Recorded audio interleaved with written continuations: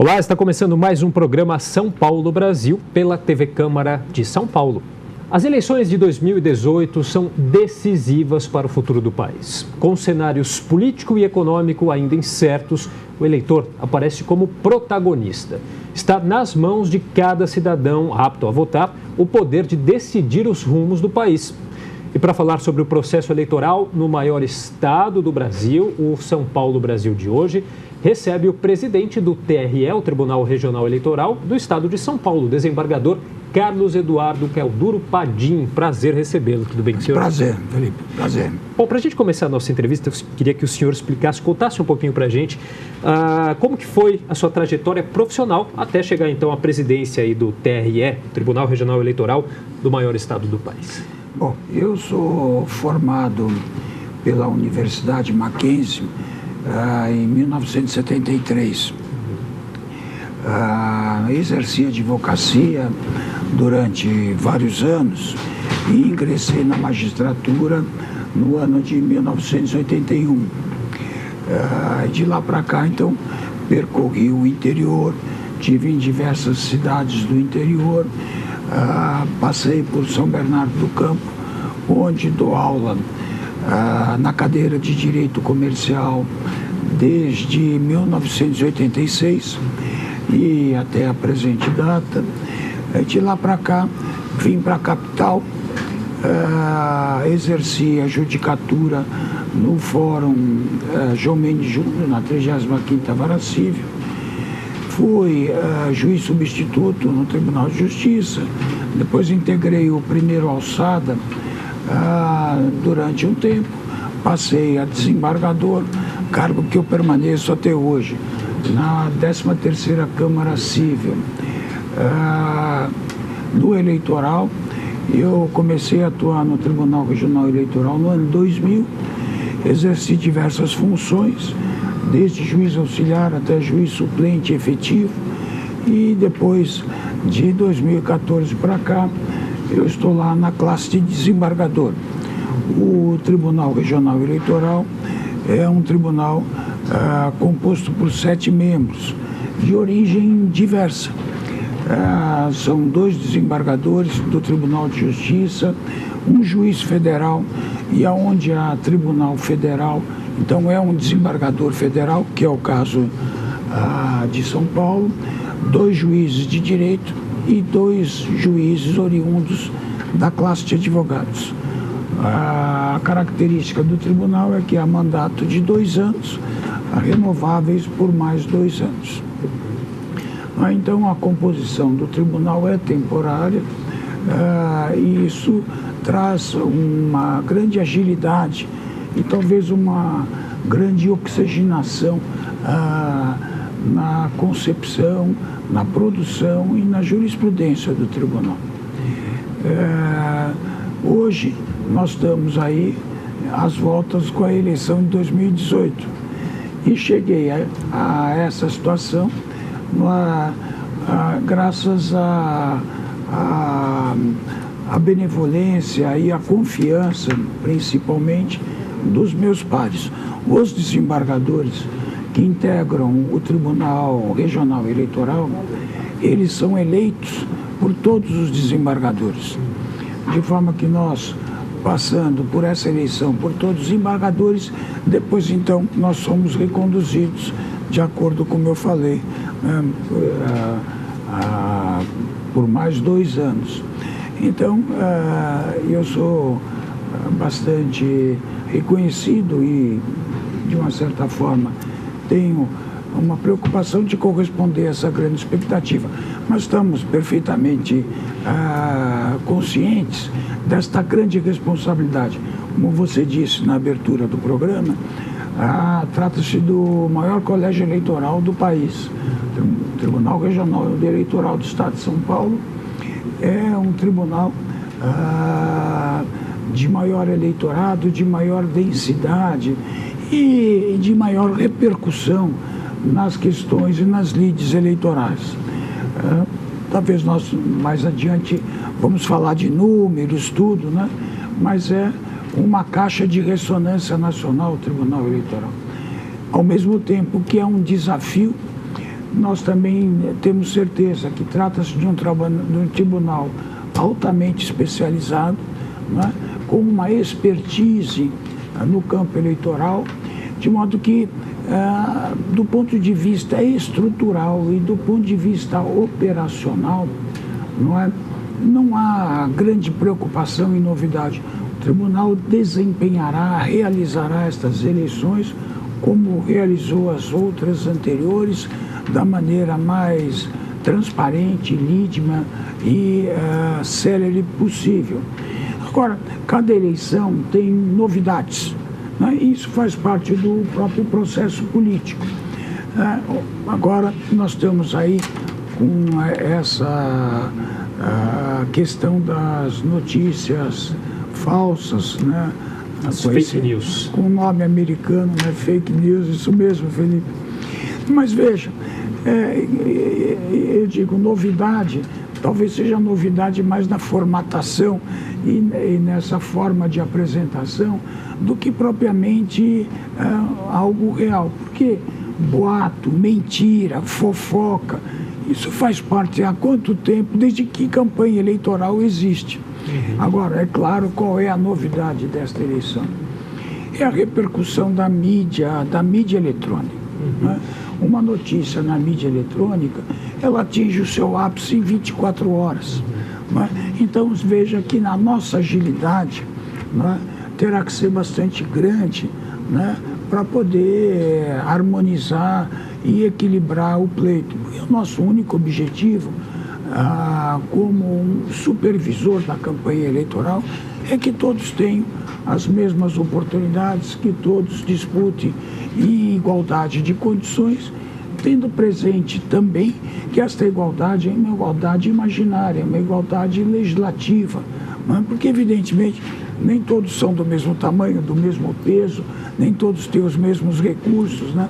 Mas o que a gente procura é equilibrar todas as condições segundo a disciplina que nós temos. Agora, desde que o senhor assumiu a presidência do TRE de São Paulo, o senhor vem aí implementando algumas mudanças que incluem uma maior abertura junto aos cartórios, né? E o cidadão, claro. Que fatores motivaram o senhor a implementar essas mudanças? Bom, todo aquele que chega à presidência de um tribunal, ele chega com uma expectativa, chega com uma esperança, chega com projetos a serem desenvolvidos.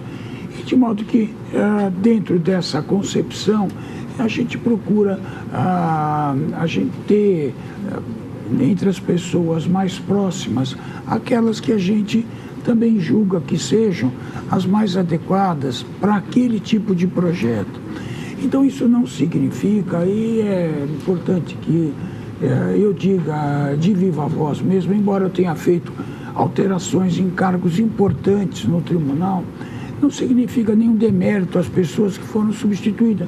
Não sempre foram mesmo esses grandes servidores do tribunal, servidores que prestaram enorme serviço, mas dentro daquele meu projeto, em que eu queria conduzir o tribunal da maneira como eu imaginava, algumas pessoas foram substituídas, mas eu conto com todos os servidores para levar adiante.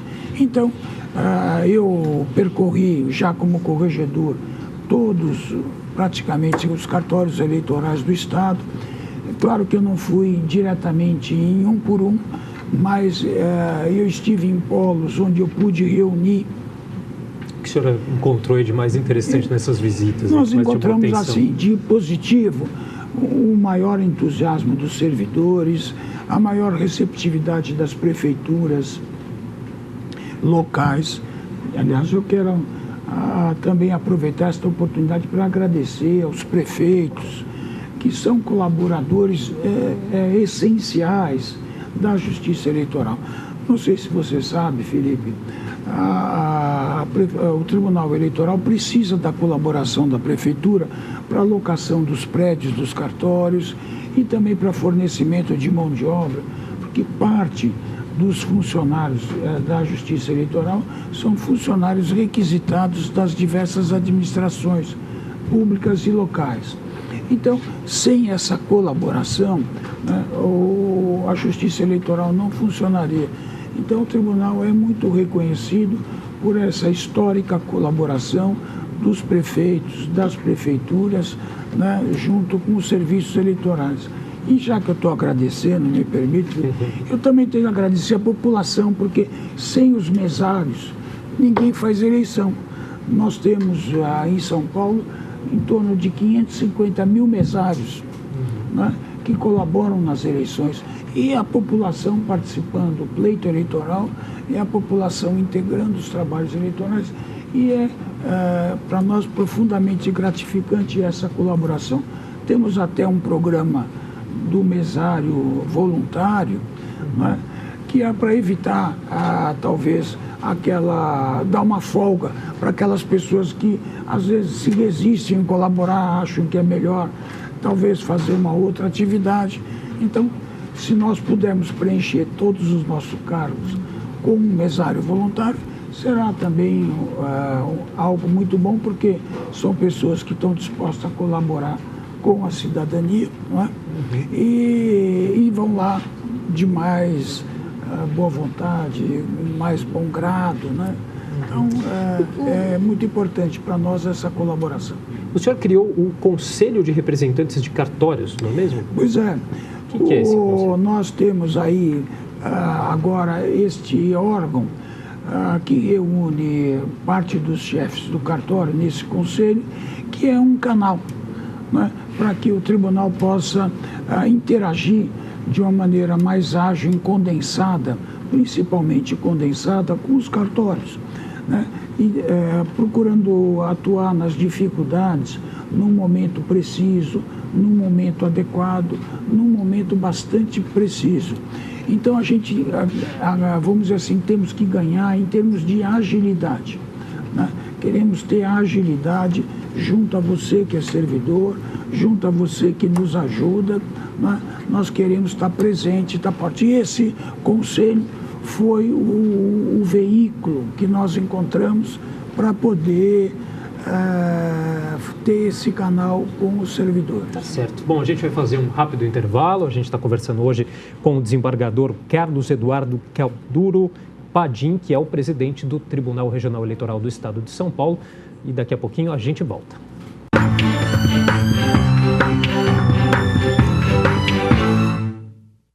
Estamos de volta com o programa São Paulo Brasil pela TV Câmara de São Paulo. O nosso convidado de hoje é o presidente do TRE do Estado de São Paulo, o desembargador Carlos Eduardo Calduro Padim. Vamos falar um pouquinho agora sobre essa questão da urna eletrônica, que suscita aí algumas opiniões, alguns questionamentos. Um dos argumentos aí usado para quem defende a volta da cédula de papel é que nenhuma das grandes democracias aderiu à urna eletrônica, né? Como que o senhor, presidente do TRE, vê esses questionamentos? Olha, eu acho que a urna eletrônica é uma criação brasileira, é um instrumento utilizado pela Justiça Eleitoral brasileira, da maior eficiência, da maior respeitabilidade, da maior idoneidade. E você veja, Felipe, é bom que se diga, eu vejo o levantamento de suspeita, é a mesma coisa que se falar de uma pessoa sem nada concreto. Você me faz esta colocação. Nenhuma democracia do mundo, do Ocidente, usa a urna eletrônica. Bom, então por isso é que a nossa não serve. Qual é um defeito ou qual foi a falha que foi encontrada que possa justificar um raciocínio? Eu nunca me deparei com...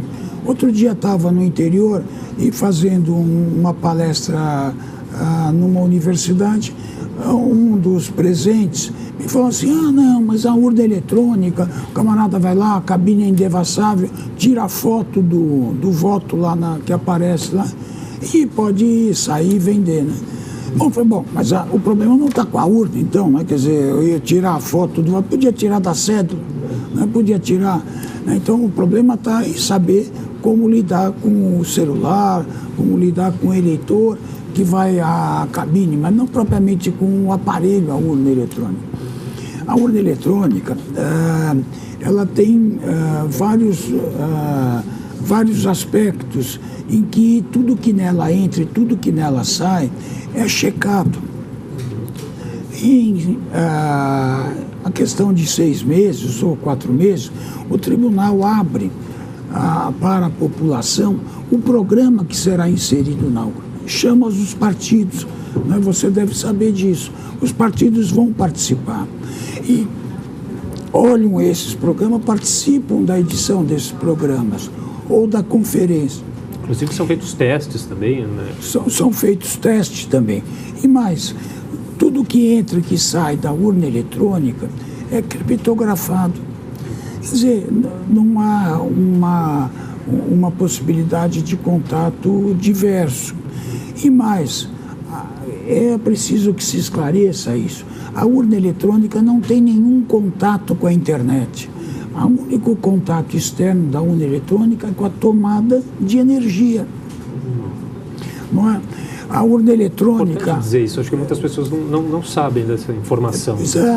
Ela não tem nenhum contato com a internet. A urna eletrônica, no início da votação, expede um boletim que nós chamamos de zerésima.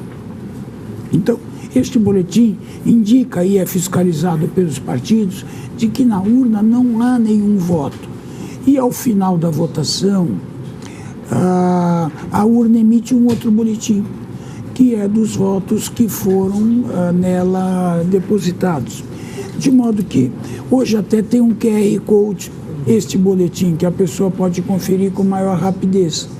Então, um partido que tenha uma organização nacional, ele pode apurar a eleição antes da própria Justiça Eleitoral.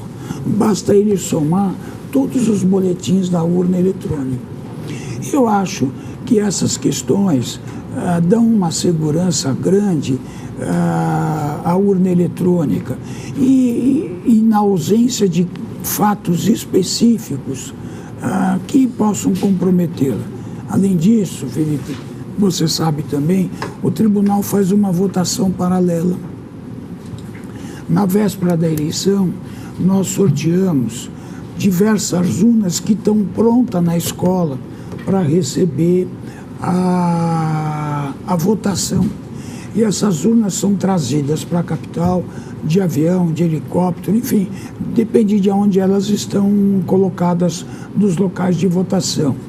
E aqui no tribunal elas são depositadas num ambiente em que se fará uma votação simulada.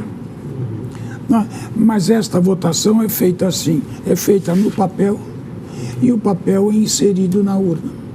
De modo que você pode conferir o resultado deste com aquele da urna eletrônica que estava na escola, né, para receber o voto do eleitor. Estava na escola, pronta para receber o voto, ela vai estar lá com os programas todos inseridos e tudo, né? Então, ela vem para cá e é feita uma votação paralela. Eu acho que a ausência de questionamentos efetivos e exemplos de maior gravidade, a grande efetividade da urna, eu acho que afasta por completo estas questões genéricas. Os outros não usam, por que nós vamos usar? É claro, eu acho que cada povo tem seu hábito, cada povo tem sua cultura.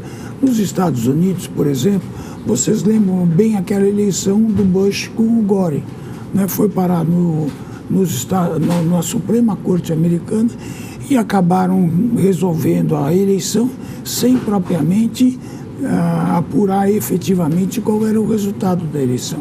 É que eles lá, ao receberem o voto do eleitor, eles têm aquela cartela enorme, né, em que eles fazem uma série de plebiscitos, né, de perguntas, né, querem uma ponte, quer eleição do xerife, né, eleição do juiz, enfim, eles têm todos uma série de hábitos. E tem também aquela situação das eleições primárias que nós não temos e tudo.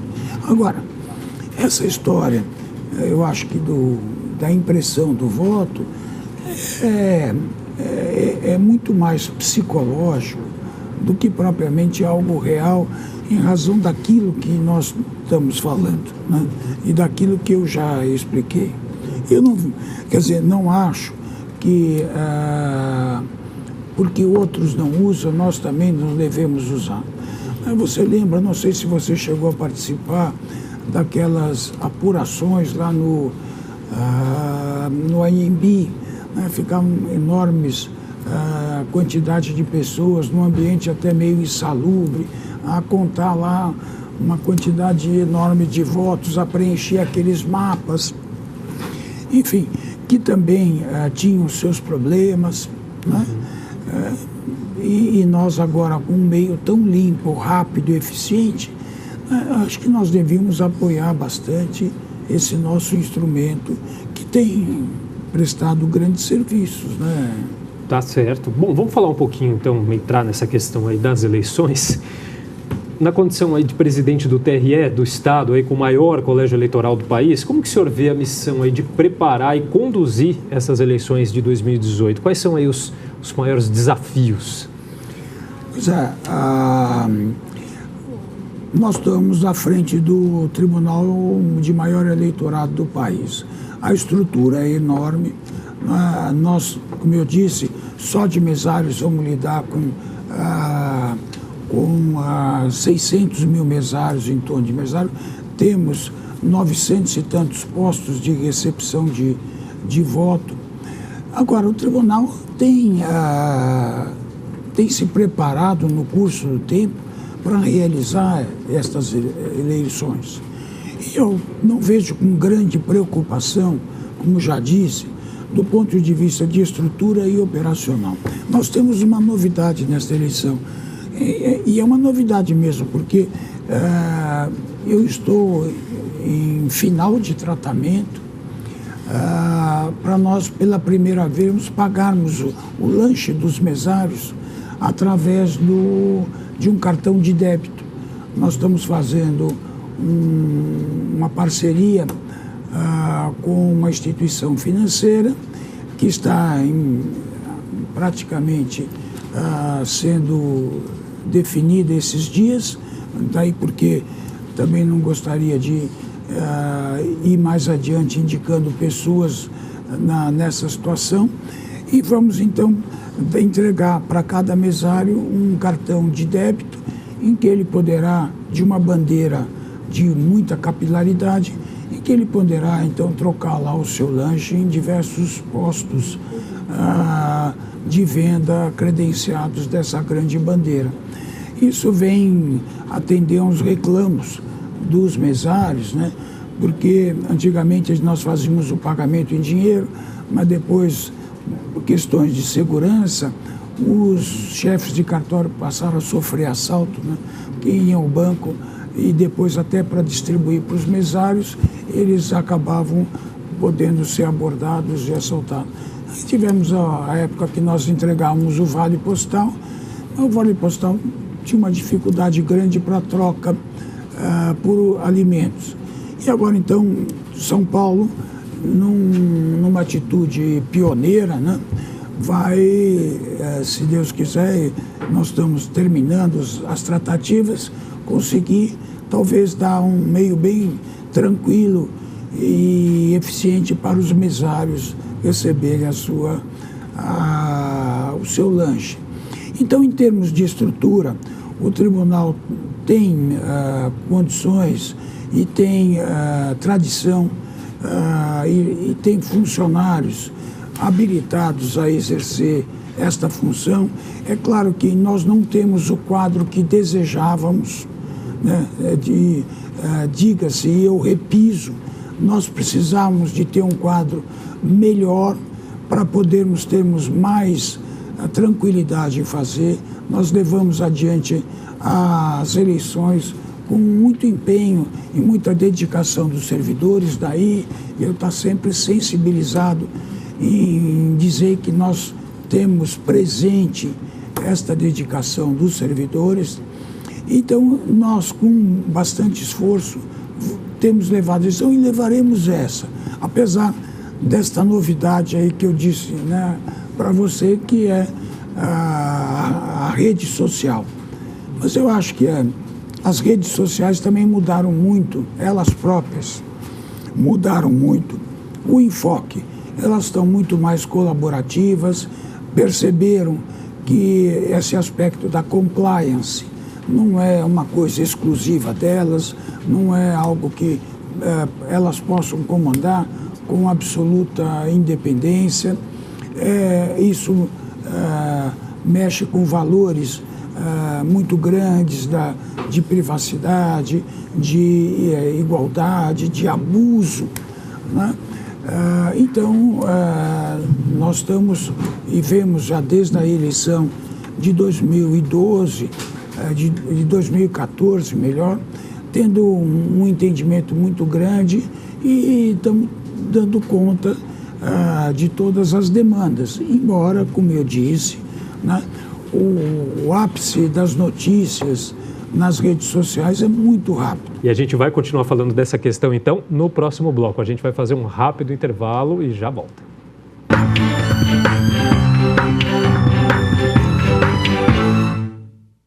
Estamos de volta com o programa São Paulo Brasil pela TV Câmara de São Paulo. O nosso convidado de hoje é o presidente do TRE do Estado de São Paulo, desembargador Carlos Eduardo Calduro Padim.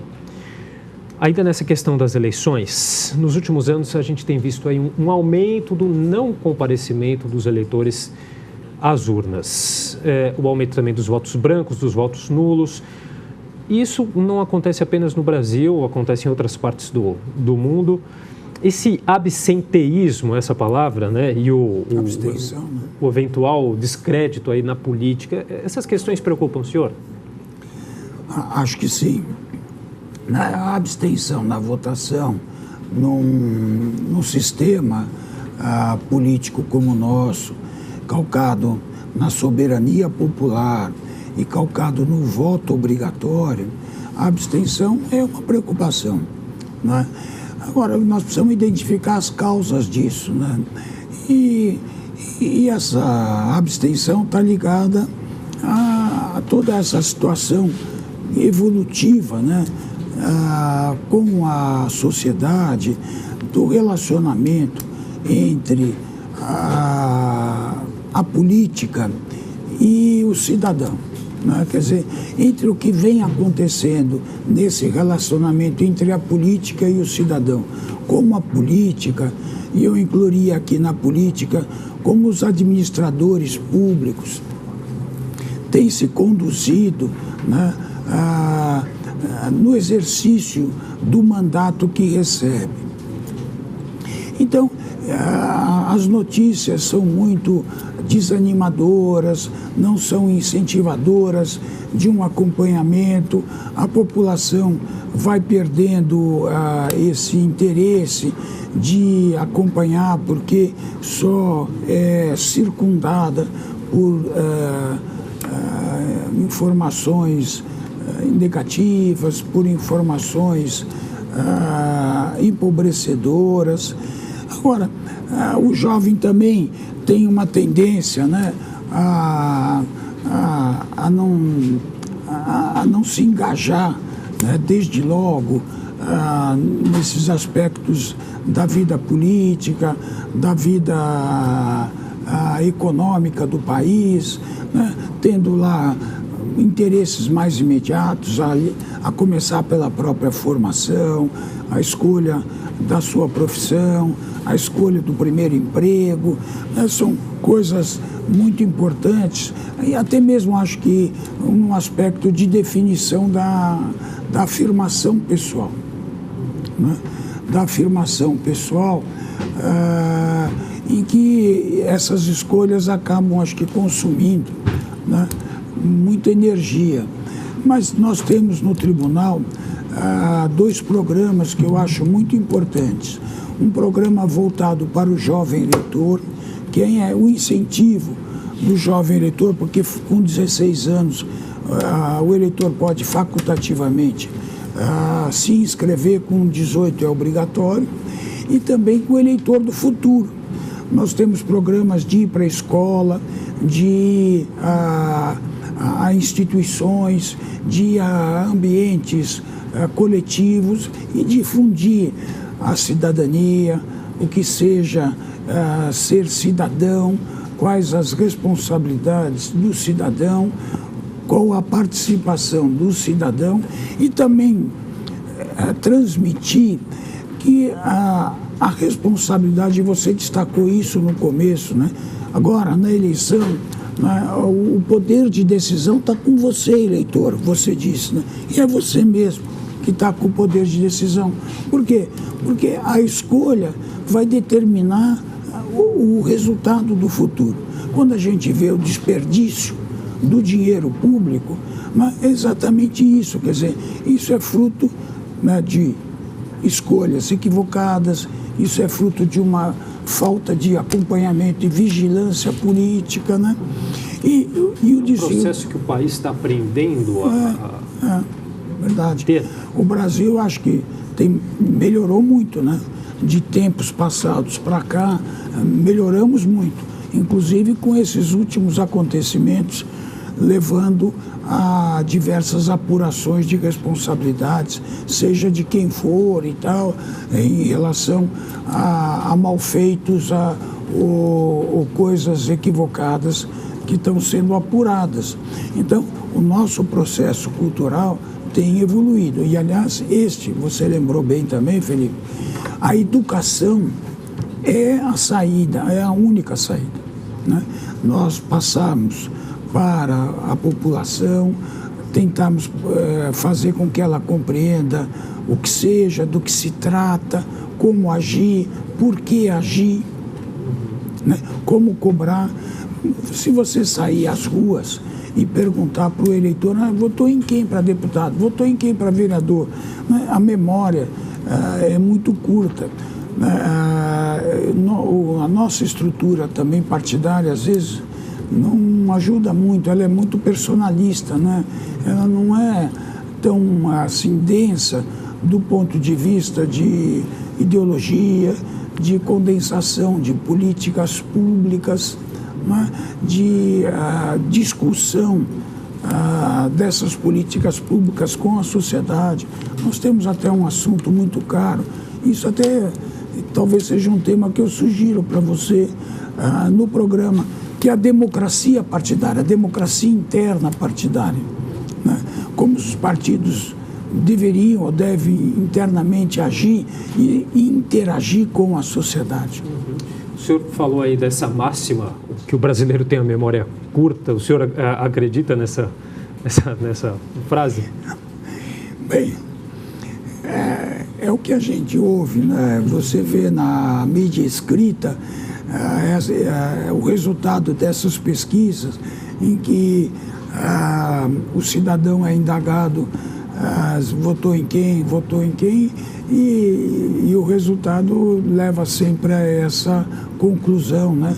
De que o voto não é assim tão comprometido, né?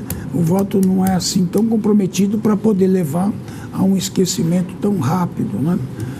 Olha só, alguns países como a França, por exemplo, discutem regras para facilitar a candidatura de políticos sem partido ou candidaturas aí independentes, né? O que o senhor acha disso? Seria um caminho viável aqui no Brasil? Bom, no Brasil nós temos uma dificuldade, né? O nosso sistema político, né? Como eu disse, a nossa democracia está baseada no sufrágio universal, na obrigatoriedade do voto, no pluralismo partidário, né? Então nós temos esse aspecto plural partidário e na filiação partidária. Né? Então, o que significa que o legislador imaginou nos partidos a representação do povo no Congresso, né? Através do mandato.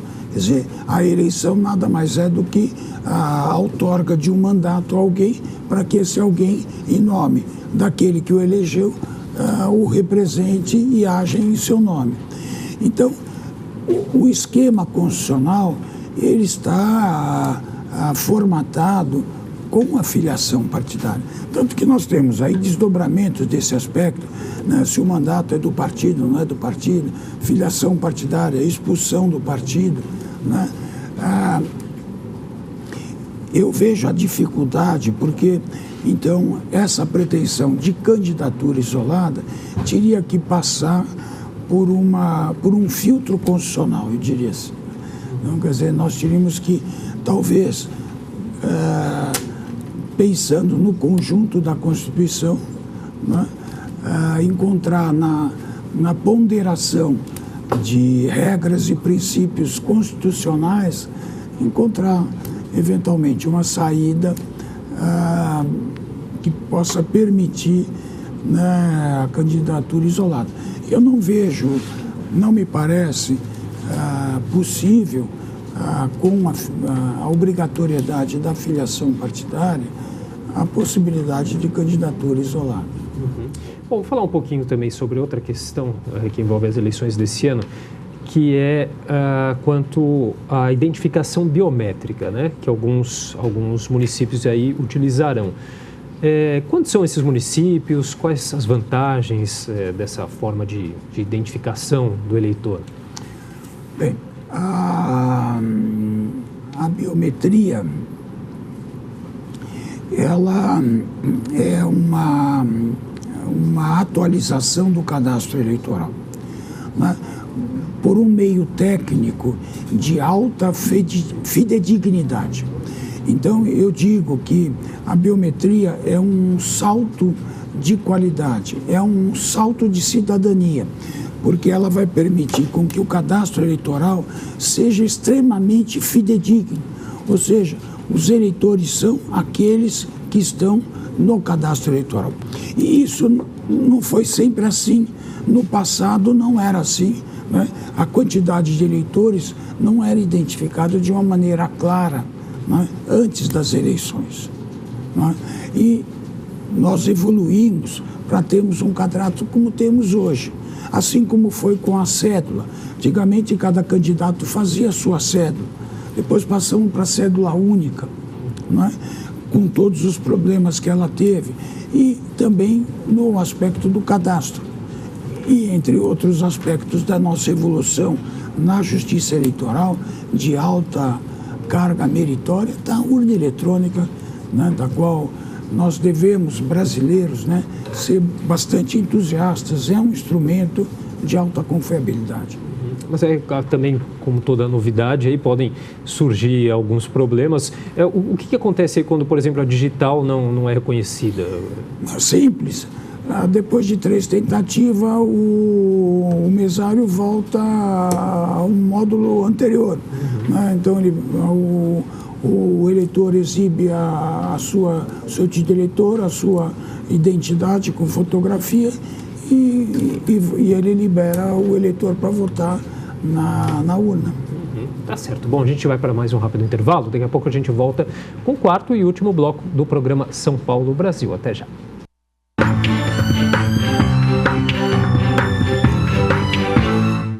Estamos de volta com o programa São Paulo Brasil, pela TV Câmara de São Paulo. E o nosso convidado de hoje é o presidente do TRE do Estado de São Paulo, desembargador Carlos Eduardo Calduro Padim. Bom, para concorrer às eleições, os candidatos que ocupavam aí cargos eletivos tiveram aí que deixá-los, com isso perderam o foro privilegiado. Eu gostaria que o senhor explicasse um pouquinho para a gente como que funciona a apuração do TRE em casos aí de investigações de supostas irregularidades na declaração de gastos de campanhas. Os candidatos, eles devem prestar contas, né, para a Justiça Eleitoral, né, de todos os recursos arrecadados e de todos os gastos realizados. Eles fazem isso sobre o processo que nós chamamos de prestação de contas, e isso é examinado por sessões técnicas e depois avaliados pelos juízes, em que os documentos trazidos, tanto dos recursos como dos gastos, são checados e nós aprovamos ou reprovamos as contas, mandamos devolver eventualmente algum excesso e também, como consequência, em alguns casos, suspendemos a participação no fundo partidário por algum período, né, em razão de defeitos, em razão de desaprovação das contas. E o procedimento para as eleições deste ano serão os mesmos? O senhor acredita, inclusive, que o eleitor esteja mais atento aí a essas questões que envolvem aí crimes de Caixa 2? Para essa eleição,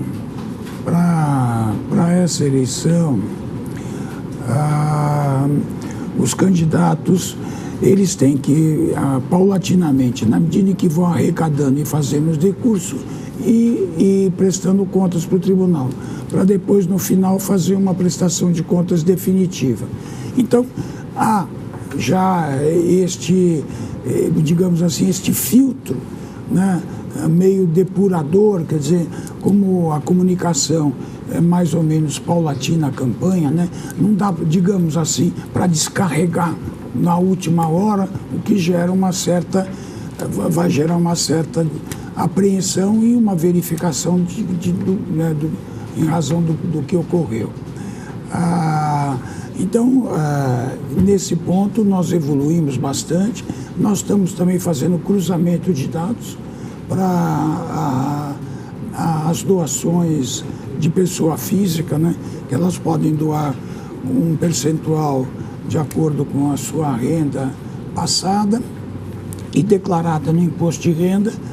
Então, nós checamos com o imposto de renda, eventualmente, aqueles que excedem ao limite.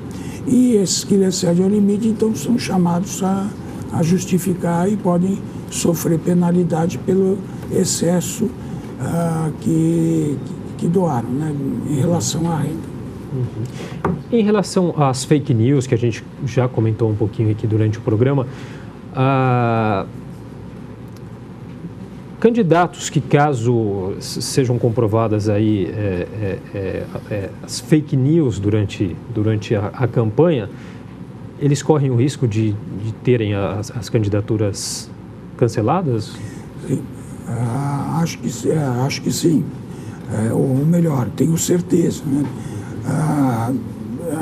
Determinadas irregularidades podem constituir abuso, e esse abuso pode ter consequências, inclusive, no registro ou mesmo na diplomação, se o candidato for eleito.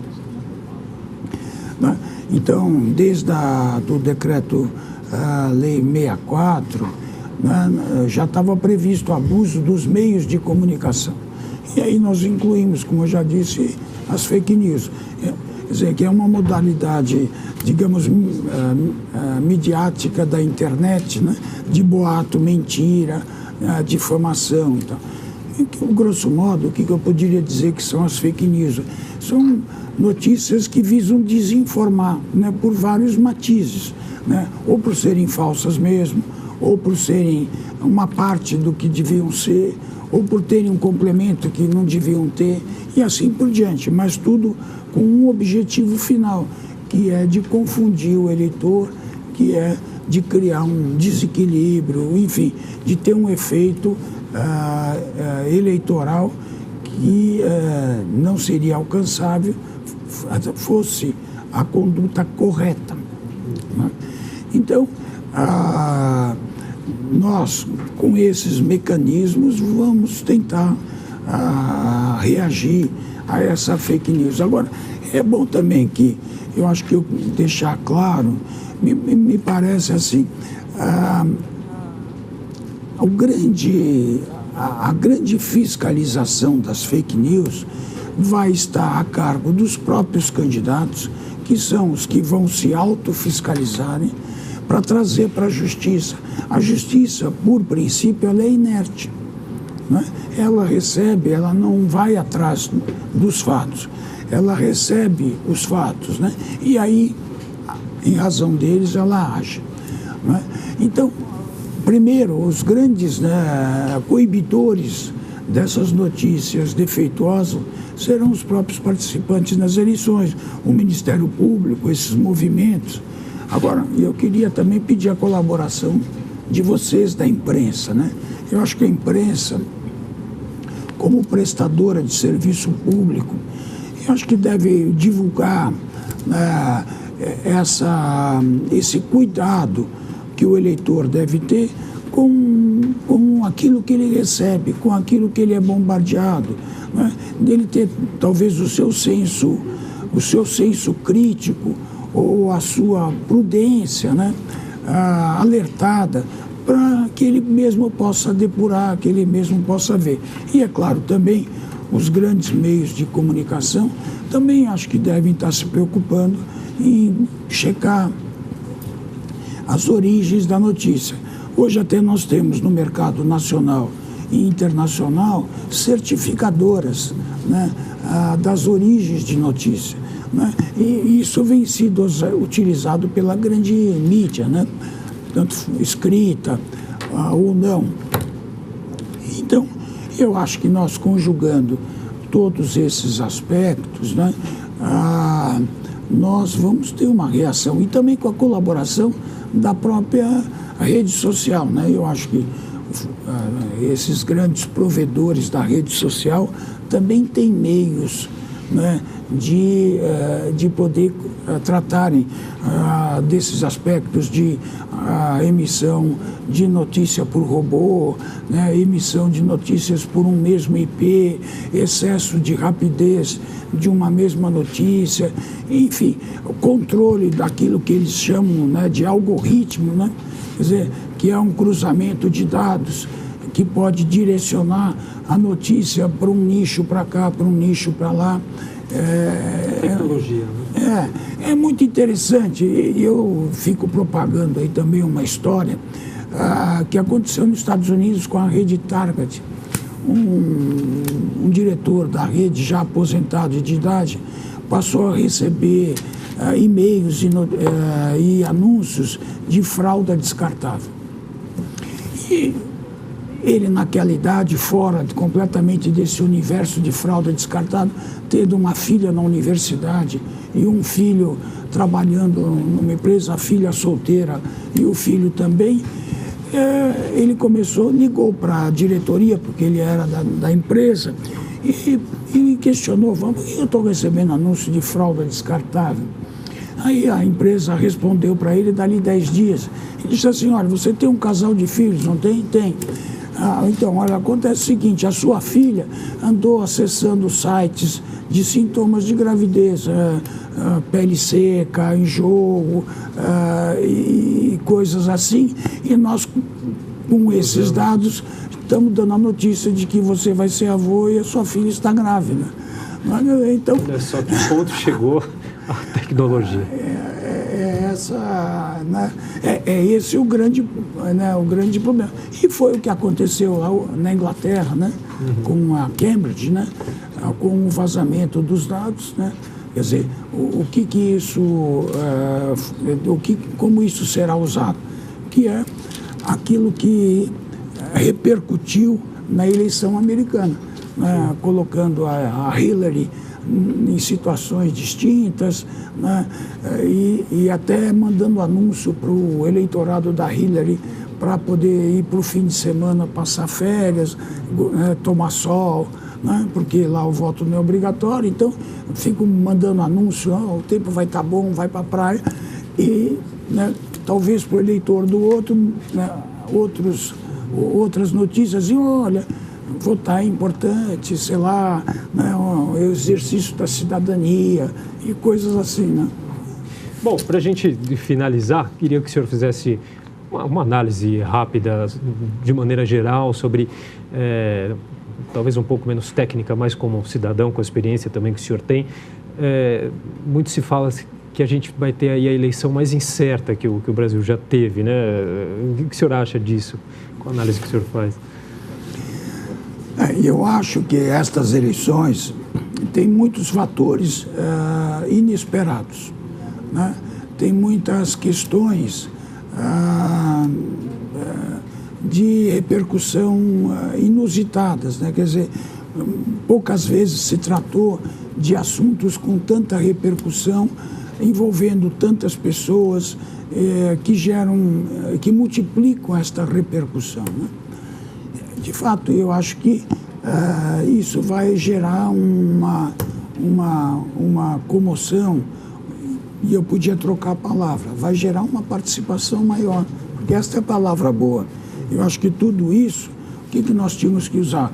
Falar, talvez esse seja um ambiente ideal para todos se conscientizarem da sua função como cidadão, para todos se conscientizarem da essencialidade da escolha, da utilidade da escolha, e de ver que uma escolha errada representa um hospital no lixo, uma escola no ralo e assim por diante, né? Então, talvez, por essa maior participação, né, e talvez por uma participação assim mais engajada,